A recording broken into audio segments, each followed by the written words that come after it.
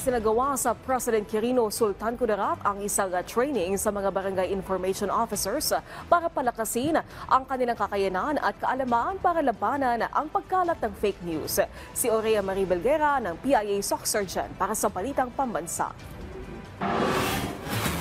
Barangay Information Officer sa President Quirino Sultan Kudarat sumailalim sa pagsasanay upang mas mapalakas ang kanilang kakayahan sa paghahatid ng tamang impormasyon at sa gayon ay may kakayahan sila na malabanan ang paglaganap ng disinformation o fake news.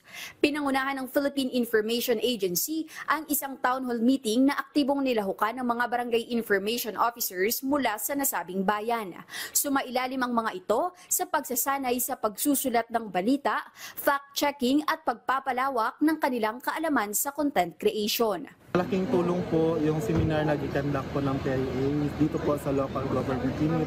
Ngayon din po sa barangay dahil po nagbigay po ang PIA ng kaalaman kung paano po gamitin ang social media, paano po i-handle ang mga fake news, mga balita na kung saan isang layunin po ng aming munisipyo ay ipagbigay alam sa aming mga kababayan ang magagandang proyekto, activities, programa po ng mga barangay.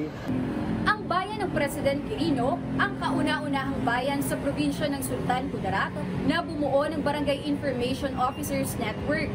Makakaasa rin na patuloy ang pagsasagawa ng PIA ng kaparehong pagsasanay sa iba pang bahagi ng rehiyon upang patatagin ang grassroots information network sa mga barangay. Mula sa Philippine Information Agency SOC Surgeon, Aurea Marie Belguera, Balitang Pambansa.